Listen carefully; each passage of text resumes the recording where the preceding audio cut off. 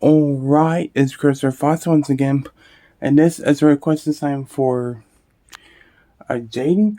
The name of this video is The Beauty and Scooby-Doo and the Alien Invaders, and it was uploaded by Offbeat Kiki. Alright, let's check it out. Yay.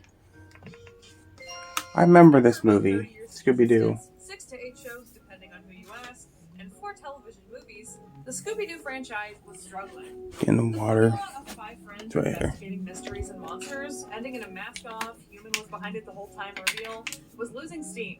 Time Warner had purchased Hanna-Barbera to help populate Cartoon Network, and a direct-to-video Hanna-Barbera was proposed. What happened next would change the course of the franchise, as 4 of the most well-known Scooby-Doo features were released to great success due to the way they broke the formula. The monsters were real. Welcome to what I'm calling, for lack of a better name, Yeah, they were real. Where we'll take a look at staples of my childhood, the movies that are, in my opinion, the most nostalgic Scooby-Doo movies out there. Buckle in and get ready for a month of monsters that can't be defeated by taking off their masks. Yeah, I liked Scooby-Doo and Alien Invaders. What's up, you dang? I love everything with Scooby-Doo, even now. So they ruined it with that stupid Velma show. Produced for the franchise, released in 2000. Before watching it again, the main thing I remembered about this movie were Shaggy's hippie GF and the Burger King toys. Oh my god, they had toys. I totally remember her name as Mary Jane, but that's from the live-action movie. They couldn't be that. That was good too. I like the live-action Scooby-Doo movies. I don't know why people hate them so much. Than the other 3, and have not historically had as much nostalgia for it. But after watching it again this month, I actually have a newfound appreciation. Let's get into it. So basically, in this movie, the mystery gang is driving through a desert when a sandstorm kicks in and Shaggy makes a wrong turn into a government zone that is being monitored by scientists for alien activity, subsequently crashing the van upon seeing a UFO. Shaggy and Scooby get abducted by aliens overnight, and that scene scared me when the aliens were love interests have appeared out of nowhere. When they got sucked in that shit. Abducted by aliens? Is there real alien activity in this desert? Who are these groovy ladies? These are just some of the questions that the gang has to find out. I watched Alien Invaders 3 times to make this video, and it really grew on me. One of my favorite things about it is the way it weaves together the classic mask-off villain formula with the new Monsters Are Real format that Zombie Island introduced. And that's because Lance Falk and David Doy from the Zombie Island team were able to write the screenplay themselves rather than having to fight back against Warner Brothers' interference. Wow. The viewer goes most of the movie. That alien was creepy. I don't know why it was. It just because of the freaked me out when I was a kid. Last few movies. And even Buck the Mechanic is set up as a red herring with his dark demeanor. And I think this results in a lot more satisfying of a story because you genuinely do kind of get the wool pulled over your eyes, and I think most viewers were probably surprised by the twist at the end. I was. Don't worry. Yeah, I expected. I'm not going to spoil it till she mentions it, though. They are the catalyst for bringing out a different side of Shaggy and Scooby. The twist involves the girl and the dog, though. And they totally subvert any expectations you might have about them going in. The way that Crystal and Amber are introduced is brilliant because it transitions from a shot of the green guys to a shot of them. So even if the viewer thinks they're smart when they guess that Crystal and Amber are aliens, they're still wrong because they're not the green ones as it's implied here. I don't know about you, but I think I just found my dream girl. Woo. I love this moment when Shaggy and Scooby are just absolutely on cloud 9 after meeting their dream girl. They're in love. Picks up Shaggy's water bottle to Sorry, had to itch my arm. Booze in there or something? I was so taken aback when I noticed that. There are a couple songs made for this movie, and I especially love the groovy song sequence for its art and the earnest vocal delivery. Scott Inez did a fantastic job singing in Shaggy's voice, and it's just such a sweet and genuine moment that shows it really the is. side of the character. It's very sweet. Really melts my heart watching it back. Like, all Shaggy really wants is a hippie girlfriend and a house full of 60s decor and some good food. What a gem. Yeah, what a gem. Is that a baby? And babies? Whoa. Yeah, that was kind of weird. Never mind, it was a daydream. Pause. What the fuck? The depths of their love must really know no bounds because these two are notorious for running away and hiding during scary moments, and they throw their shaking bodies in front of the girls to protect them anyways. Oh. Shaggy has historically always been the quietly obvious stoner dude who just wants to hang out with his dog and score some grub. And that totally works for the episodic format that most of the franchise lives in. Fred and Velma lead the investigative charge. Daphne kind of just stands there and looks pretty, and Shaggy and Scooby run away and hide with a plate of wings or something. But that's what they always do. It's appreciative of funny. the It's writer's made it willingness funny. in this film to take this goofy dude and turn him into a romantic lead for a change. Although they do have moments where this is done at his expense, the general treatment of Shaggy's romance with Crystal is very sweet and genuine. Yeah, it is. The earnest nature of the boys cleaning up their act, their desire to just be around the girls as they do their thing, the repeated bringing them tokens of affection, it's refreshing and really sweet. It really is. Say in different situations, they did a good job with that plot. Doesn't belong in Scooby-Doo, and I disagree. I think this is a good example of how it could totally work for the franchise.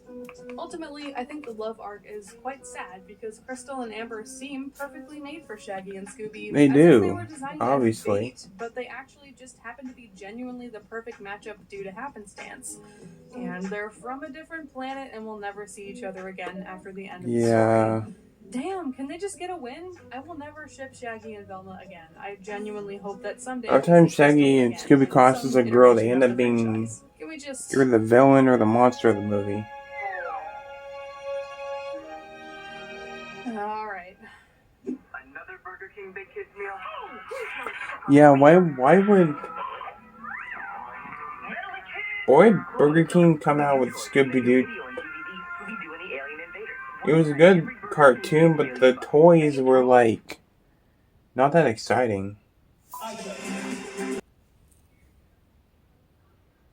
Please send out my pinnacle belt. Oh, ad break. Okay. I need to get that DVD on that movie. I don't have any Scooby-Doo DVDs except like 2 or 3. I need to get more Scooby-Doo. DVDs is hard to find.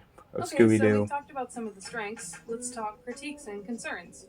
I don't find the villains of this movie particularly interesting or memorable. They do a terrible job of hiding their operation. Yeah, they were the aliens all along. Able to deduce that they are masquerading as aliens and up to something shady relatively soon after getting to know them. I think it's kind of funny that she waited until after the chase scene to make it known to Fred and Daphne that the scientists were underneath the alien suits, though. But I guess if she had told them, they would have stopped running, and that doesn't really work for wanting to include a chase scene in the movie. And by the way, Fred and Daphne are pretty useless in this movie. Daphne is just there to look cute in those mom shorts, and Fred is... Actually, yeah, he's doing the same thing. Fred is peak himbo. Yeah, they weren't that developed, but were they ever? In a zone where aliens are apparently on the loose. I mean, Daphne and Velma, or Daphne and Velma, Daphne and Fred weren't that well developed. Even in the cartoon, they just seemed like they were there to be in the background. I mean, I bet people, including me, kind of had a crush on Daphne, so I guess that's all they used her for. Spot for but she was generally smart, though, but it just seemed like she was just sort of a little caught. I don't know. UFO ship, that's the most far-fetched thing to me, and I wish there had been a little bit more of a meaty explanation there. They say they attached a giant metal plate to the bottom of a helicopter and then built an entire spaceship interior underground. Don't know how they did that. Build a seems pretty far-fetched. Damn helicopter. That's a ton of work to construct while also mining gold and doing their day jobs. And even if their day jobs aren't that demanding, their government on my house. Would probably notice if they were gone for hours at a time building an entire underground lair.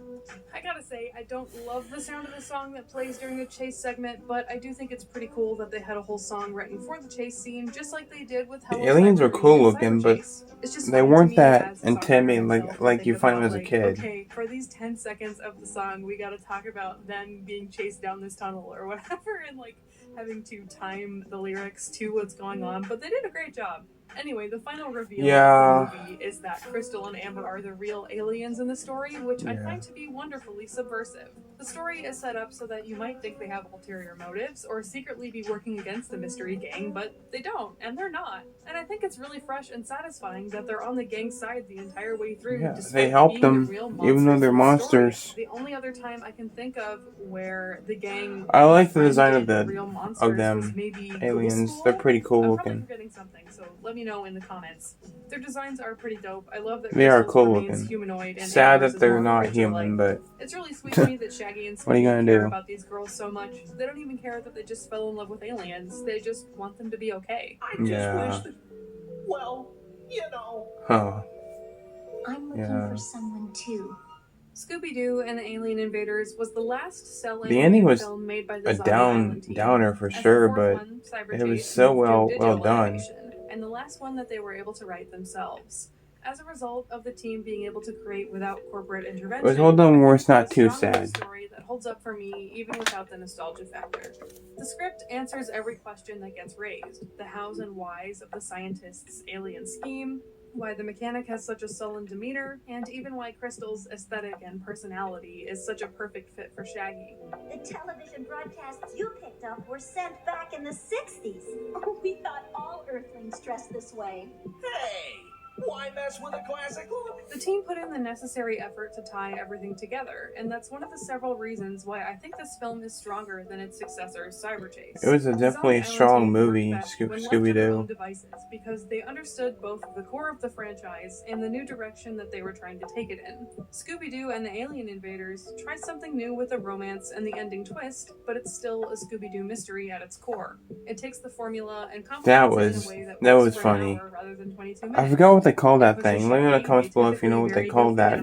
Rabbits with antlers. Spotlight as a romantic lead, a role he is surprisingly endearing, genuine, and wholesome in. Yeah. And I think the result is a really fun film that maintains the more grown-up and cinematic nature of Zombie Island and Witch's Ghost, even though the atmosphere is brighter and more lighthearted. It's just the villains it wouldn't last much longer after this. You see, in this movie, the villains were the fake, and the monsters were the heroes. I thought that was a refreshing take on on the whole lore of Scooby-Doo. They actually made the monsters the heroes who beat the bad guys. I thought that was very well done.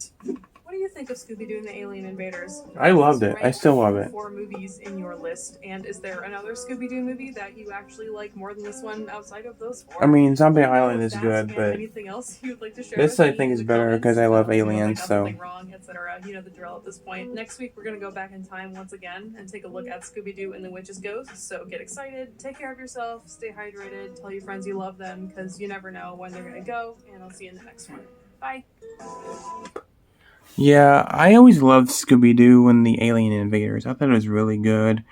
It wasn't that scary, but let's be honest. What's Scooby-Doo was never scary to begin with. Never was scary. I mean, on Zombie Island, it's probably the scariest Scooby-Doo's ever gotten, but this was just more fun. I like the look of the aliens, both the big head aliens and then the girl and the dog. The look of them in their alien form were really cool, and it was just an entertaining movie. I wish I could watch it again. It might be on Netflix. I have no idea, but hopefully I'll be able to watch it. I would love to buy the DVD, but I'll probably go look at Disc Replay for that. Hopefully they'll have it, but well, yeah. So with that said, thanks for watching, guys. Take care. See you guys in the next one. What's your favorite Scooby-Doo movie? And let me know about that in the comments below. Thanks for watching. Take care. Stay tuned for the next video, which will be a very exciting unboxing video. So stay tuned. Peace.